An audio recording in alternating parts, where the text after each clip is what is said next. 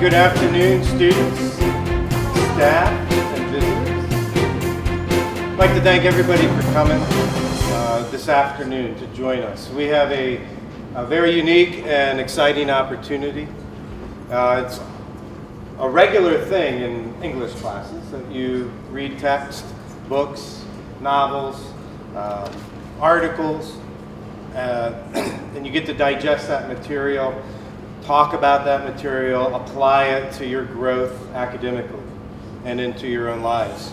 It's certainly a lot more rare that we get an opportunity to see inside the mind of one of those authors and get a chance to meet with that author and understand the process that they use and the energy and time that it takes to create such works.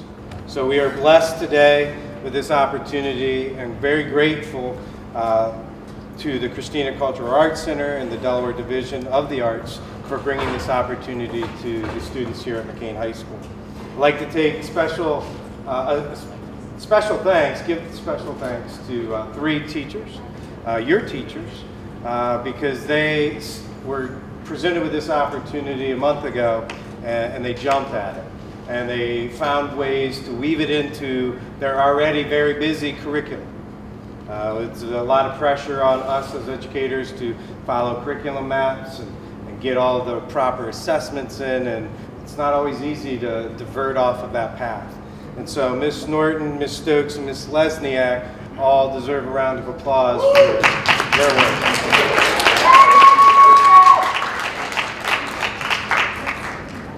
I'm very excited that the AP Lang class had an opportunity to digest the entire novel, and I know they're excited about asking some questions about it.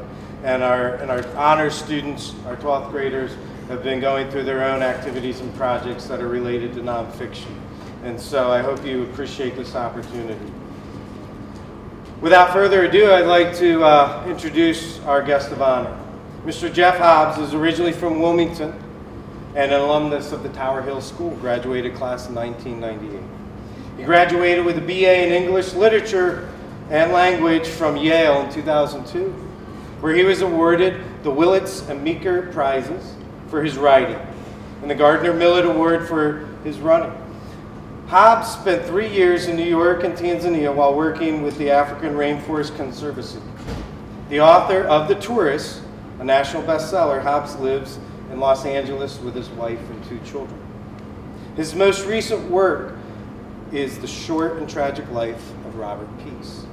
And it is a biography about an intellectually brilliant young African-American man, Robert Deshaun Peace, who unfortunately passed May 18, 2011.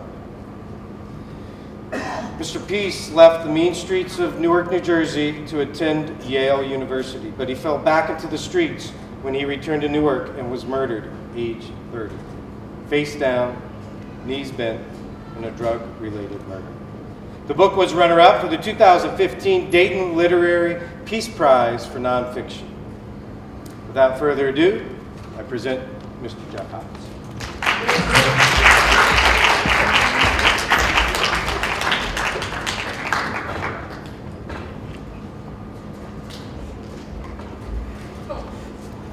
Thank you, Mr. Principal and the CCAC and Ray, and thank you all for having me here today and interrupting your classes. I remember we used to play McKean in Friday night football games about 20 years ago. You guys would beat us up pretty good.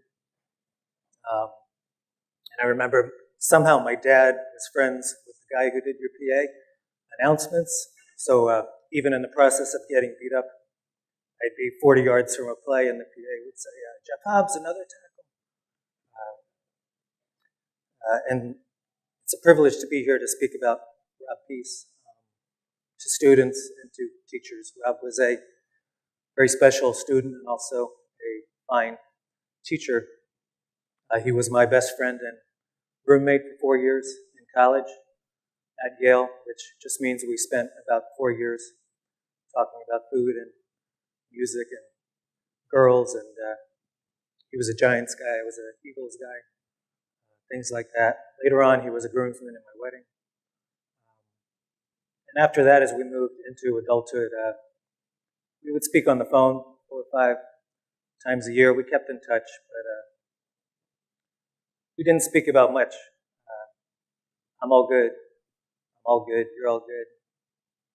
Okay, because unfortunately we are guys, and that's how we talk sometimes. In the meanwhile, it seemed like there would always be time for a proper reunion. But there wasn't. About 6 years ago, when he was 30 years old, Rob Peace was shot, killed in a basement with a lot of marijuana and some men in ski masks with guns. About a mile from the house he grew up in, outside Newark, New Jersey, a neighborhood nicknamed Hilltown. And I could speak a lot about his neighborhood. I don't think I need to. His mother worked very long hours for not much money, mostly in hospital and nursing home kitchens. His father was arrested and later convicted of a double murder when Rob was 7 years old. When I met him, first day, freshman year at Yale, with an awkward head nod, hand slap, that kind of thing. I knew that he had gone to prep school, that he played water polo, and that he enjoyed hiking the Appalachian Trail with his friends. So I assumed that aside from being black, he was a fairly typical Yale freshman. Rob was not typical, not just because of where and how he grew up, but because he was a straight-A student in molecular biophysics and biochemistry, which is about as easy as it sounds. A very popular captain of the water polo team, 2 years in a row. He sold drugs, marijuana, which might have accounted for some of his popularity. At the time, as a 18, 19-year-old moron, I was not troubled by the dealing or the smoking. I figured that it was something Rob knew how to do, maybe could do.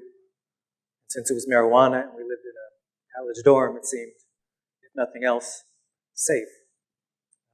Because I grew up in the country and went to Tower Hill, what right did I have to tell Rob what to do? At the time, I was glad to have a black roommate. I consider myself pretty cool when it came to black culture.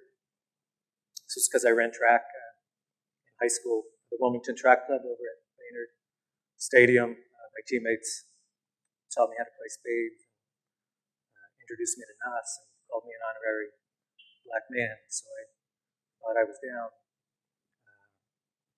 Rob never clued me in otherwise, more out of amusement, I think, than politeness. And it's hard when you're my age to learn how ignorant, sheltered you were as a kid.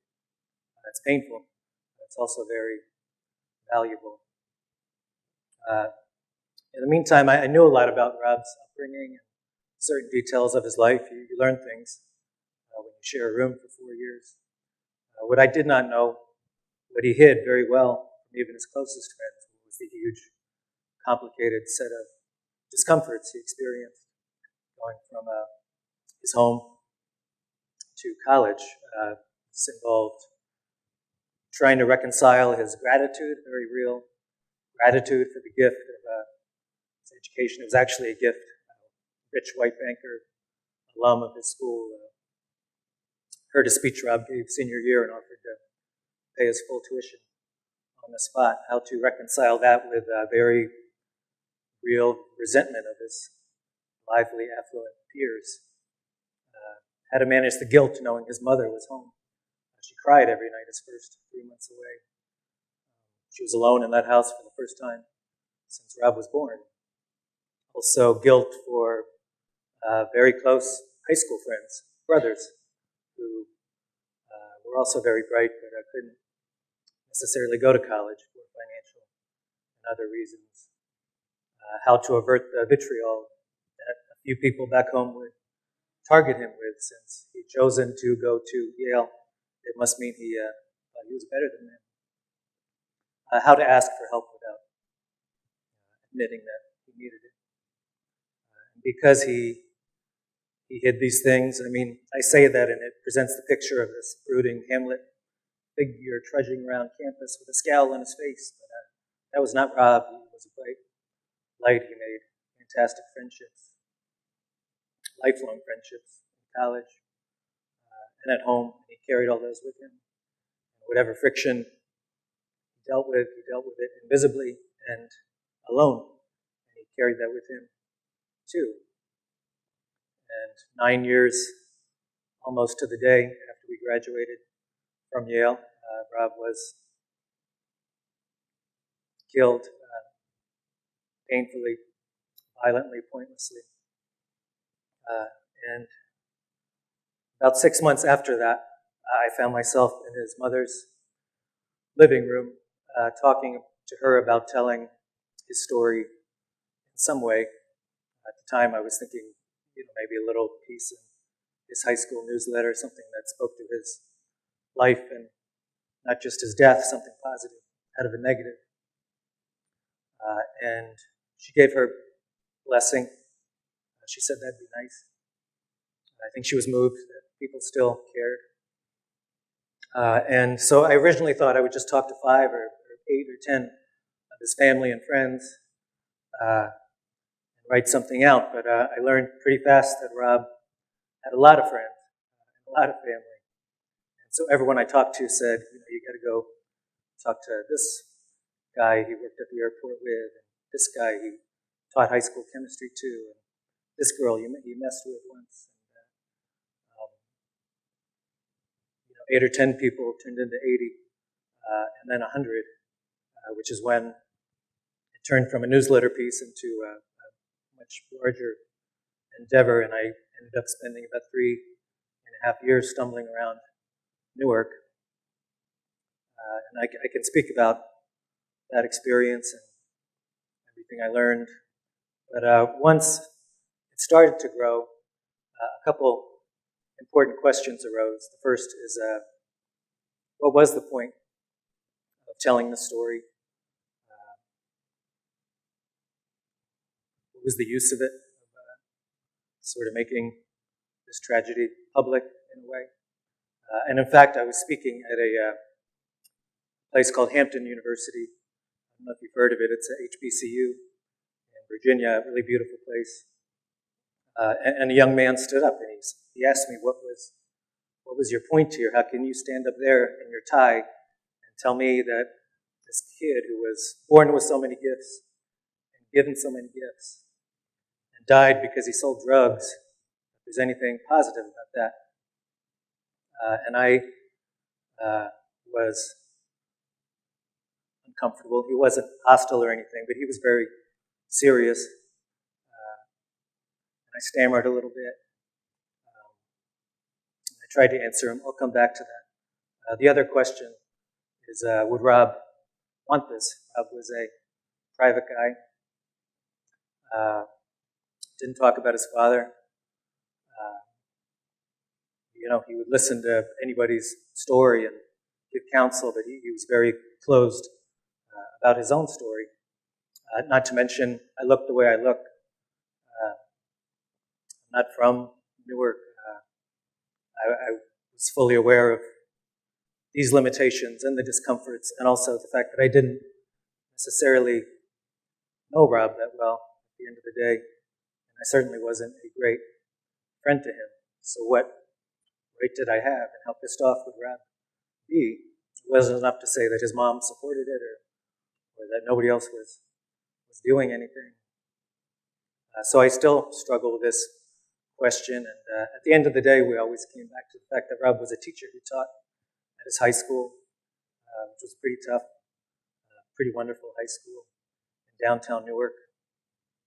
He taught biology, but his main skill as a teacher was using his own experiences to improve the experiences of young people, particularly young men.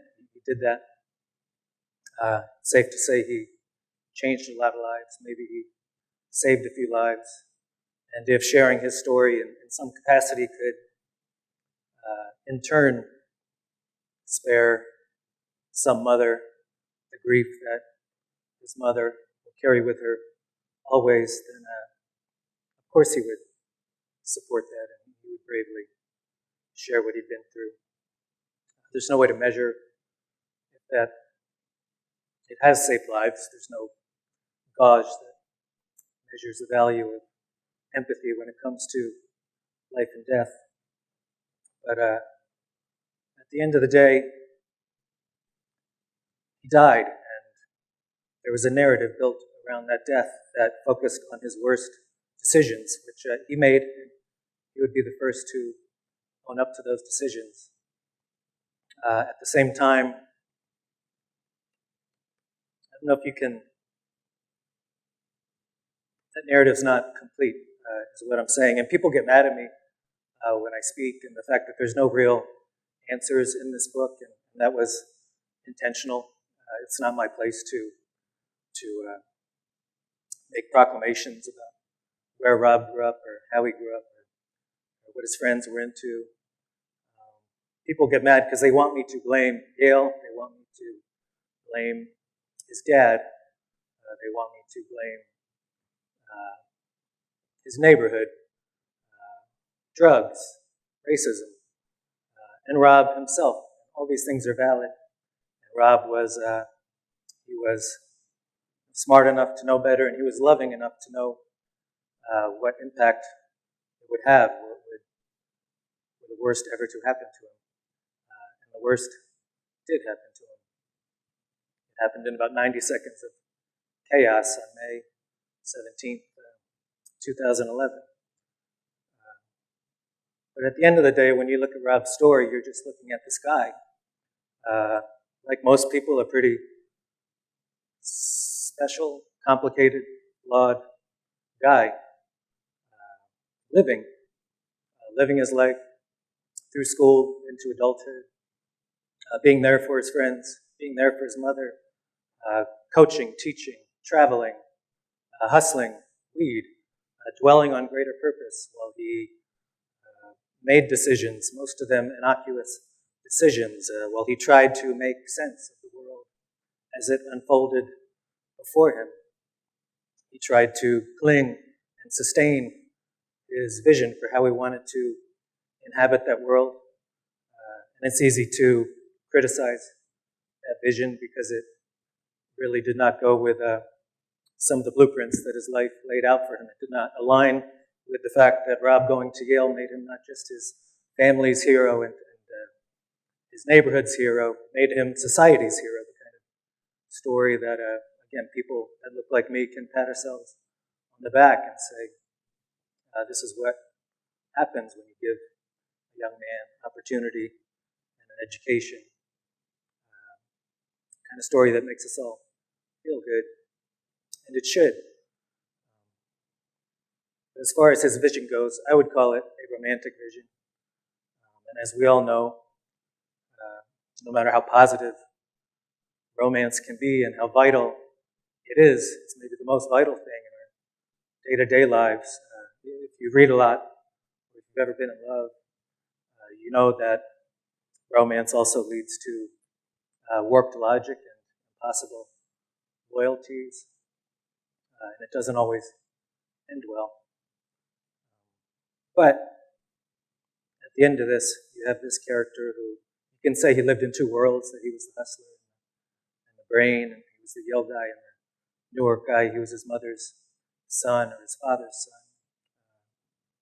Make it binary, which makes it easier to process, I think. But at the end of the day, Rob was all these people and more people. He was a teacher who spent a lot of those nights hustling in places more dangerous than a dorm room. He was, because of what happened to his father, he scorned abandonment above all things. And yet, beginning at age 13, without telling anybody, not his teachers or his family, he began spending his free time in law libraries, researching precedents. He firmly believed his dad was innocent and devoted most of his life and all of his spirit to freeing him. He was never able to do that. Just have this guy who liked to tell stories and eat and laugh, who aspired to steer clear of the financially based, harried lives he saw a lot of people living. ended up mired in one of the most harried, financially based occupations there is. But as his mother said the first time I sat down with her, her only consolation when she lost her only son was that she knew he'd influenced a lot of people. And I think that's what most of us aspire to in our allotted time on earth. And I think that's a great accomplishment. Thank you for listening. And I really look forward to your questions. My name is Destiny, and my question is, why did you want to tell Robert's story? Thank you, Destiny. Why did I want to tell Rob's story? It came out of the funeral. Not that I went to the funeral thinking I would do any writing about Rob. I just went as a friend. The funeral was a very particular kind of grief, open casket. If any of you have experienced that kind of funeral, I'm very sorry. But as that day wore on, there were a lot of events, and people just came together and they did what people throughout time have done during times of joy and sorrow, which is we just told stories, mainly funny stories or quirky stories about his generosity and his humor, the way he would crack every single knuckle in his body at the same time, which was disturbing. We tried to celebrate him. And as we all went back to our homes, we kept telling those stories on Facebook or on the phone or in person. A lot of people just didn't want to let him go somehow, and I was one of them. But as we told stories, I realized also that a lot of them ended with the same words, which are that Rob was the man. Peace was the man. And he was. He projected that. He owned that. But as we talked, we realized, learning some things, that he closed off maybe the tragedy that he was surrounded by so many people who loved him and would do anything for him, and even in his most helpless, conflicted moments, he still chose not to burden anybody with his problems. I guess he thought that might seem weak. The fact that he was not just the man, but he was also a man, and it just seemed worthwhile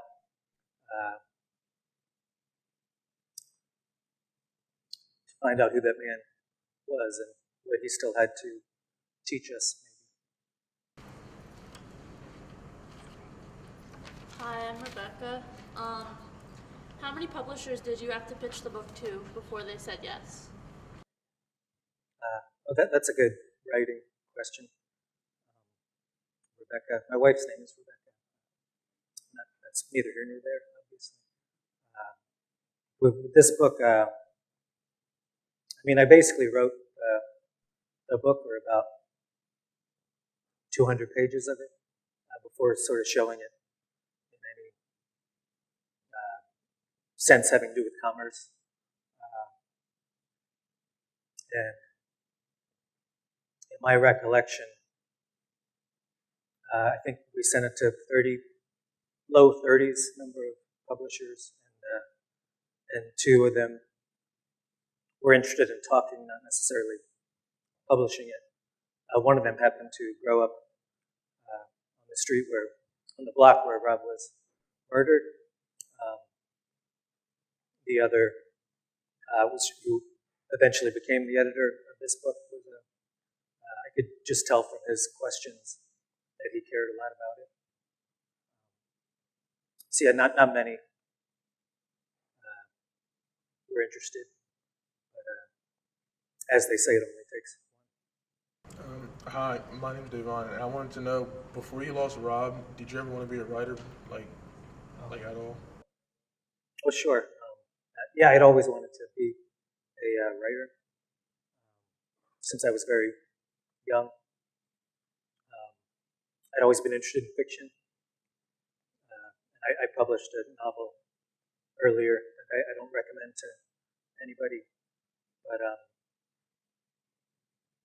when Rob died, I'd never done any nonfiction or research or really read much nonfiction.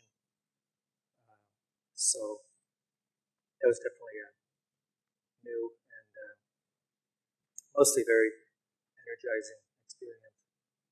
Hi, my name's Ryan, and my question is, do you ever experience writer's block, and if so, how do you cope with it? About writer's block. Sure, I'm sure you all do. And I guess I usually just walk my dog, or just hang out with my kids, or try to get away from it, or just sort of keep writing, knowing that you're going to eventually toss it out, because if you're in that state, then your writing's probably not going to be that good. But as long as you are writing, even if only 10% of it is worthwhile, then that's still 10%. Why do you think his life was tragic when it was his own choice to get into drugs? Thank you. Did everyone catch that question? Why do I consider his life tragic when he individually chose to get into drugs?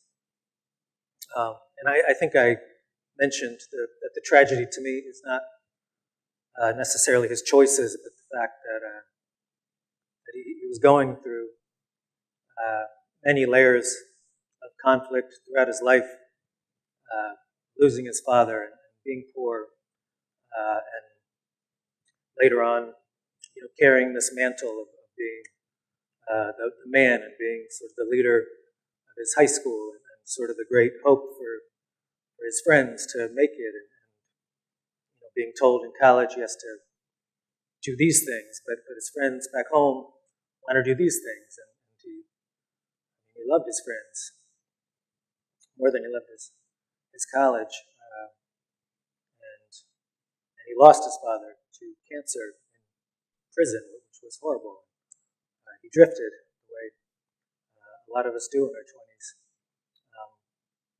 The tragedy to me is that throughout all of this, just very heavy, ongoing psychic load without any outlet, really, besides marijuana, I guess, in retrospect. He was just surrounded by people, friends, family, teachers. I would say dozens, hundreds of people, from airline luggage workers to Yale professors to rich benefactors who wanted to help him, not necessarily to tell him what choices to make, but just to be there to offer the simplest kind of help, which is to sit down with a friend and listen. And Rob didn't do this. And I don't think I'm speaking for him or psychoanalyzing him when I say that because he had to see himself as a functioning adult from a very young age, from age 7, he seemed to feel that asking for any kind of help was not just an expression of weakness, but a source of shame. And he was so skilled at hiding the negative that nobody ever really saw it. And people who maybe saw glimmers of it felt like Rob was the man. He's fine. He doesn't need me to tell him what to do. And I find that pretty tragic. Hi, my name is Jorge, and I was wondering, are there any other events that happened concerning Robert that you did not mention in your book that you would share with us? Well, sure, that's a great question regarding maybe some parts of the story that were not in the book. It's a really good question because it's a huge responsibility to tell someone's story, a real person, especially someone who's not here to tell or help tell it himself. And like I said, I still struggle with this, not just the emotions of it, the relationship, but the technical part you mentioned, you end up having to gather as much information as you can, and you have to edit that information, and you have to decide what is important enough to include and what's not. And that's a really, I mean, technically it's hard. It's just a lot of work, a lot of information to go through. But as a thinker in writing, it's really hard. Specifically, what comes to mind, I left out a lot of romantic relationships he had, some of which seem to overlap with each other chronologically, just because I didn't want to start any fights.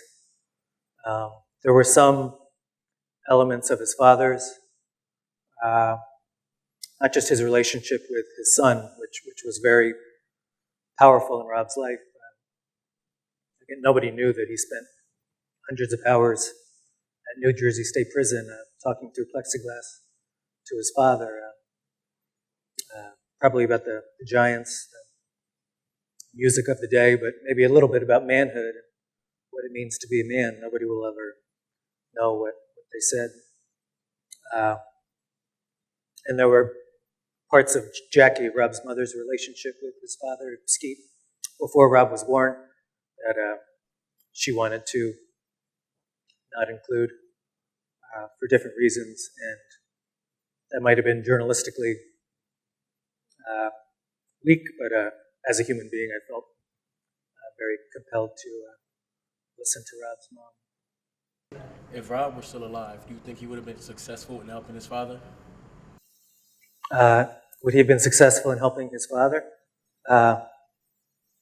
Well, his father actually passed away in prison in 2006 when Rob was 26.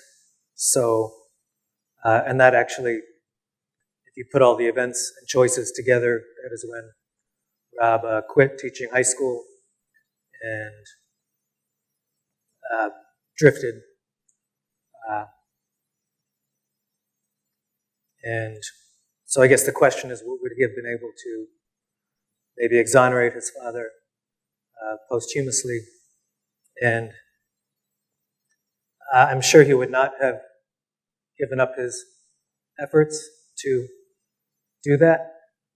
Maybe he would have. I mean, he was a practical guy, and I think he was driven by just wanting his father in the world. So I guess I can't answer that. And if he had made the effort, I don't think he would have been able to, just because of the legalese and the precedents, which I became pretty familiar with doing research. Yes, miss? Hi. Hi, my name is Marie. When you started writing your books, what challenges did you face and how did you overcome them? When I started writing this book, what were the challenges? Well, this particular one, I would say the challenge was being an outsider in Newark, New Jersey. I don't know if any of you are familiar with it. It's a pretty sort of fiercely independent town. That if you're not from Newark, then you just don't have any credibility to be stumbling around Newark the way I did, and knocking on a lot of doors, people I didn't necessarily know, people who I wasn't sure if they would be positive about this awkward white Yaley coming into their living room and asking a bunch of questions. But at the end of the day, because it came from a commonality of caring about the same person, and a lot of humor and good memories, that it was cathartic to try to carry on.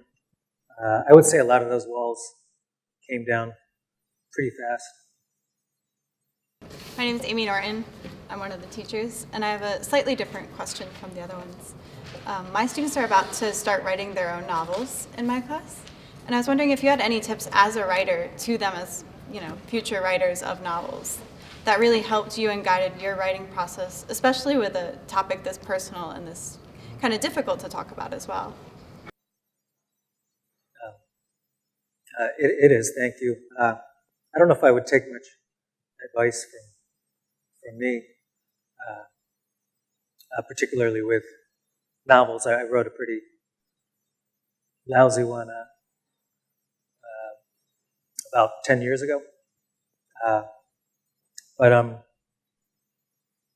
it's hard to answer this question without sounding like a stock answer, but a lot of the stock answers are also pretty accurate.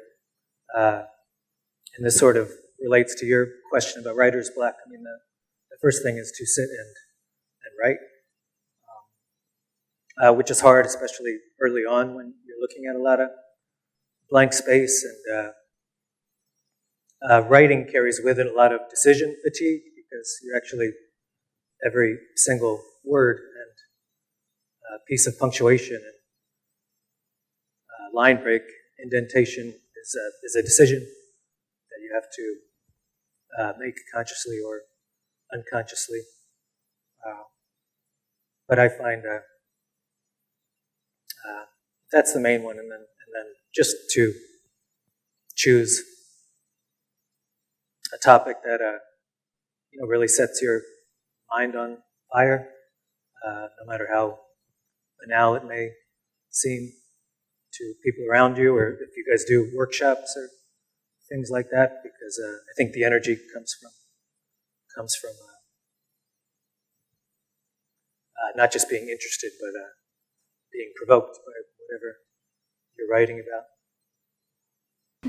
Hi, my name is Abigail, and I wanted to know if you knew what caused Robert to get involved with drugs. If I knew what caused him to be involved with drugs, I mean, not really. There were sort of assumptions that I made early on, again, when we were 19, 20 years old, and we all seemed invincible and nothing mattered that much, except what we were immediately focused on, sports and English papers and girls.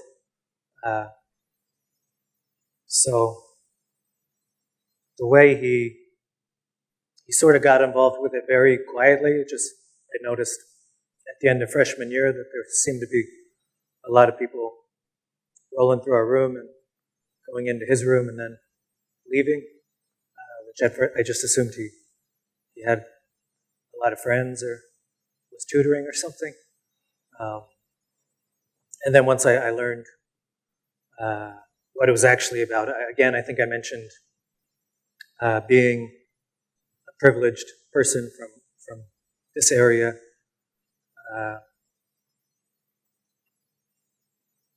I didn't feel like I had the right to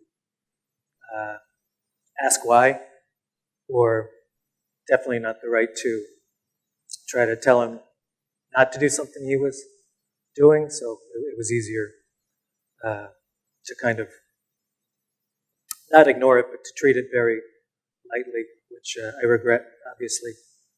Now a lot of people regret that. I might be getting away from your question, and there's no way to really answer it because I never asked. But it just seemed like he told me that when he was stoned, it felt like being at Yale and away from home didn't matter, and time didn't matter, and he could just, all the sort of privilege around him didn't matter, and he could just do his work and get along, which again, the sort of collective regret we all share has to do with letting him carry on that way and not intervening. Hi, my name is Corinne. I wanted to know, were you uncomfortable with your first encounter with Robert? Was I uncomfortable with my first encounter with Rob? No. We had. I mentioned that I thought I was pretty down, so I thought I was glad to have a black roommate. And Rob himself, again, when I talk about the hard stuff, it's easy to paint this image of a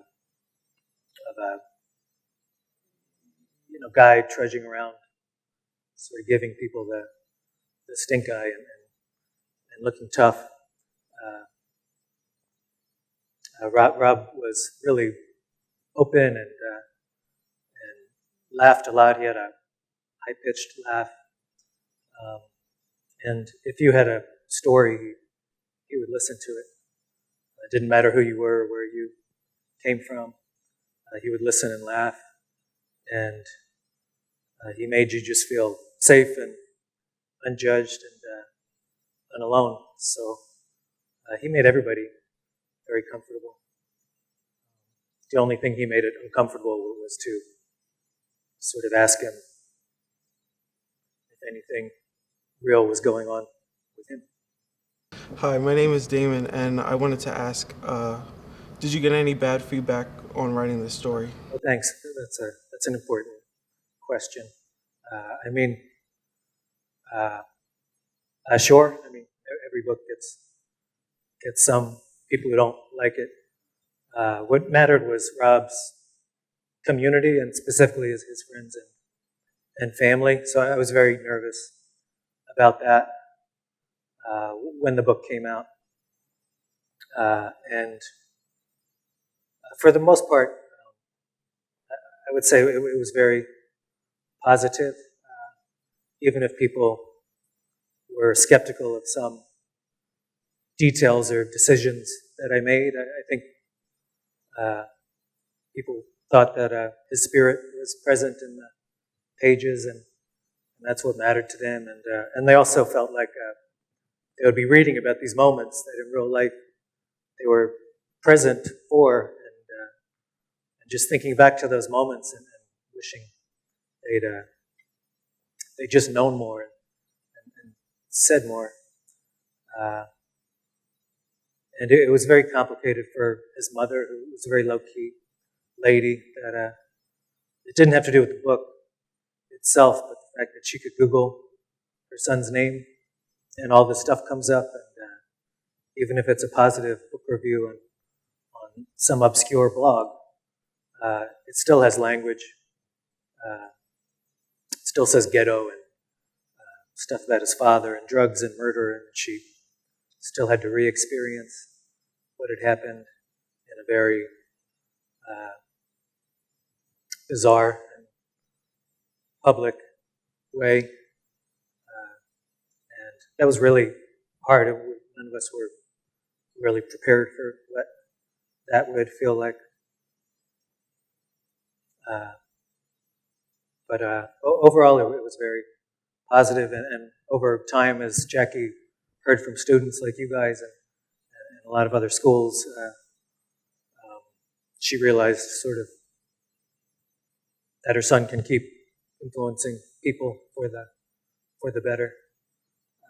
And I think most readers took that away from it, which was nice.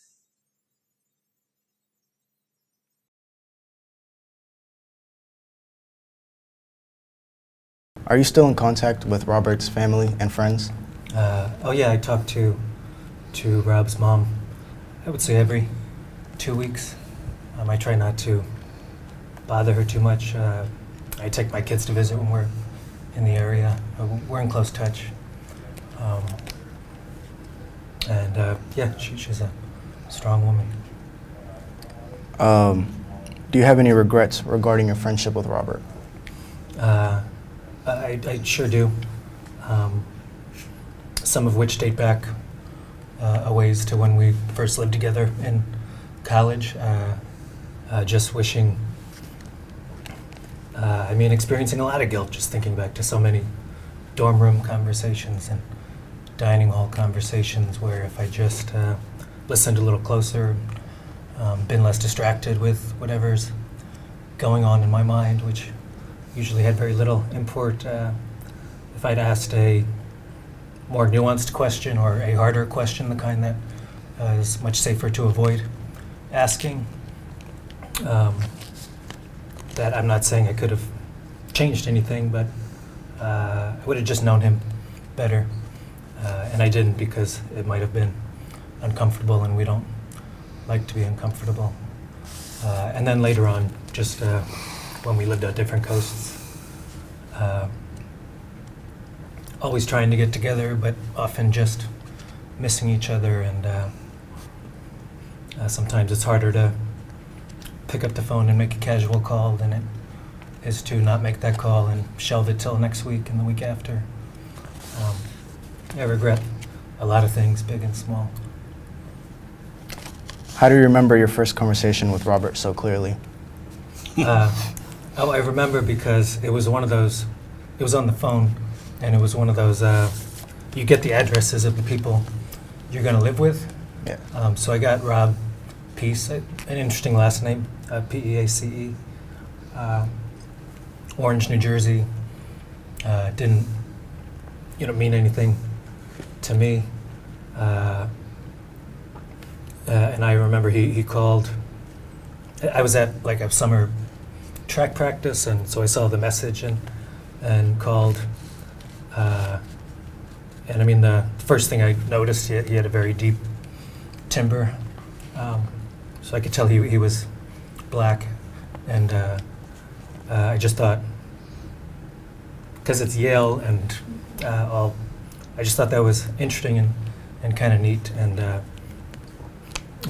I just remember making maladroit attempts to create a bond before we actually met, and asking him what he was into, and I still remember his voice, and he said, like, I play a little water polo, and that's a bad impression, but I just remember thinking, this guy's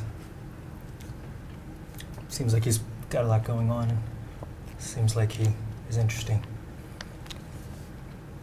You say Rob impacted a lot of people. If you hadn't written this book, do you think someone else would have taken the opportunity?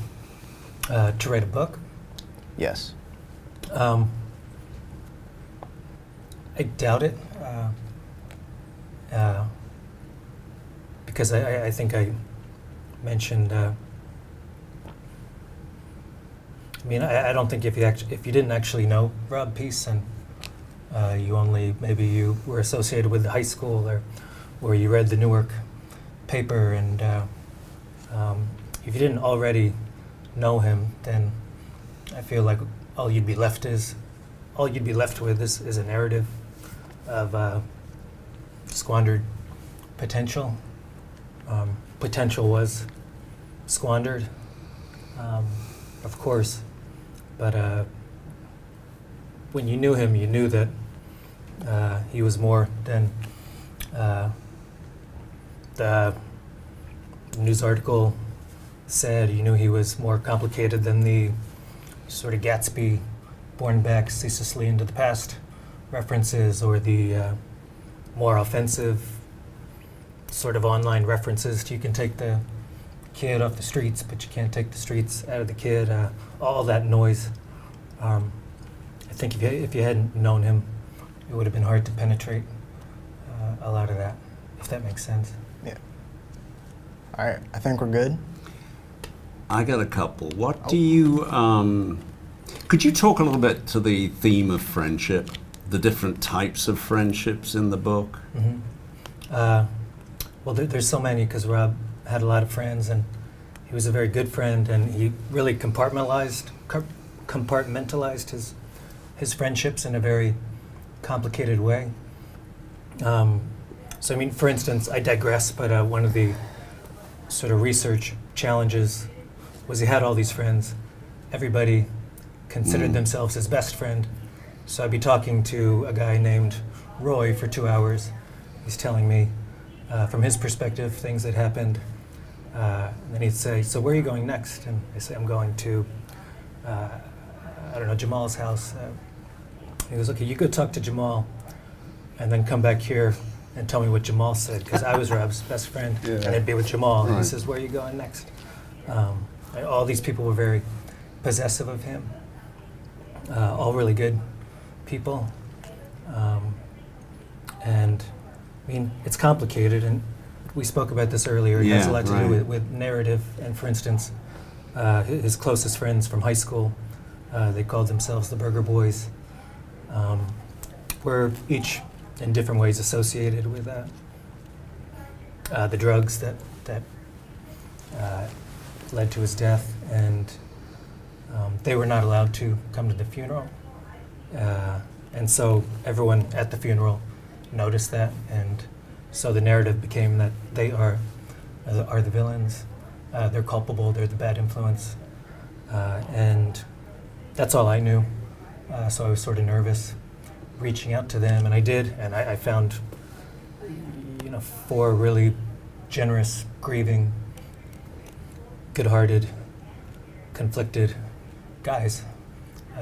Special, complicated, flawed individuals, just like Rob was. But who are left on the outside, right? Because Jackie wouldn't let them come to the funeral. And I mean, they were fully aware what that meant, with especially at the high school, which was very valuable to them too. Feeling like at a place that was very central to their lives, that they would be, that their footprint there would be their relationship with this horrible thing that happened. And I mean, beyond the specifics of that time and the writing of the book, in Rob's life, I think his friendships and loyalty just mattered more than most things, and friendship also had to do with authenticity and personal authenticity and all these complicated, layered psychological elements. How can you go off and be a molecular biophysicist without being perceived as leaving your friends behind to, one coached swimming and raked leaves, another worked in radiator repair, and how do you keep that gap from